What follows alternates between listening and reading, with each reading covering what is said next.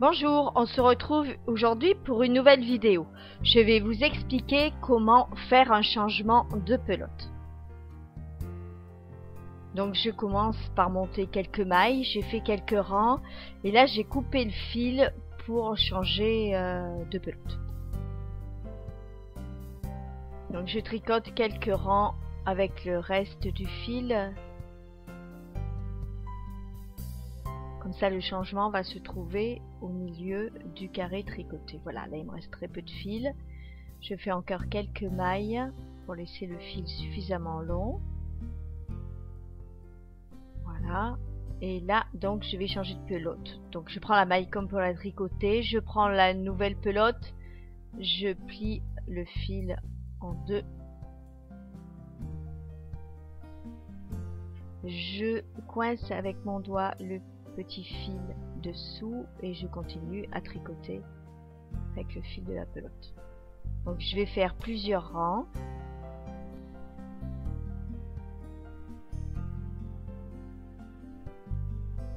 Voilà, donc là je suis maintenant sur l'envers. J'arrive au changement de fil. Je tricote en serrant bien mes mailles et après je resserre un petit peu les fils.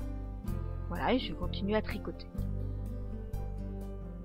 Donc après avoir fait plusieurs rangs, je vais faire un nœud avec les deux fils.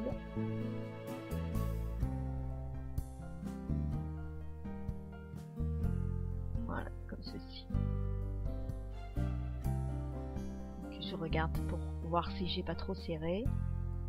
Et je fais un double nœud. Donc ça, c'est au cas où le changement de pelote intervient au milieu d'un rang.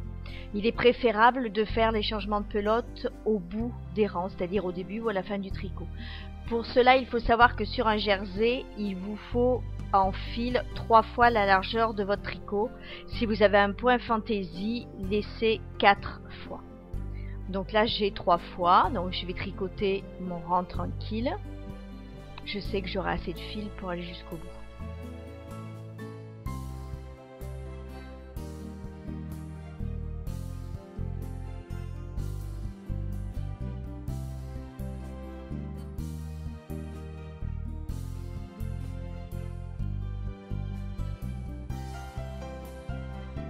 Voilà, j'ai bien eu assez de fil, je suis arrivée au bout du rang. Il me reste pas assez forcément pour faire le retour.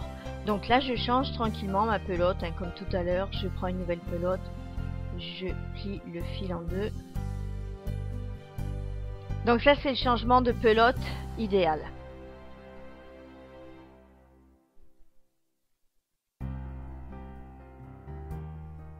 Donc lorsqu'il vous reste très peu de fil, regardez bien avant de commencer un rang que vous avez pour un travail au jersey minimum 3 fois la largeur de votre tricot.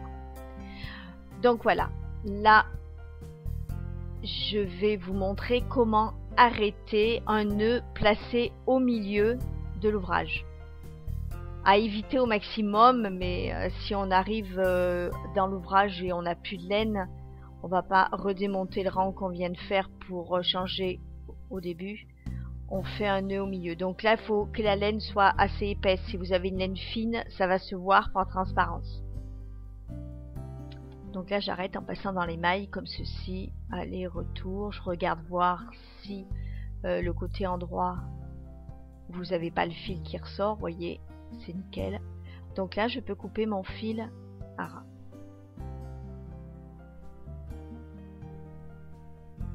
Voilà.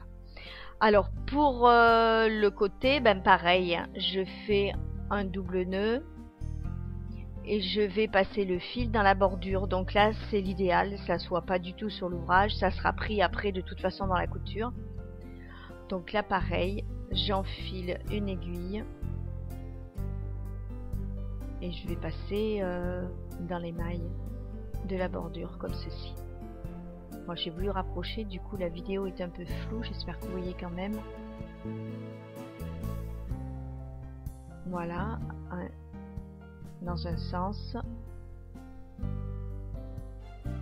et puis dans l'autre. Comme ceci. Et là il n'y a aucun risque pour que le nœud se démonte. Donc là je fais pareil avec le deuxième brin. Voilà, je passe dans les mailles.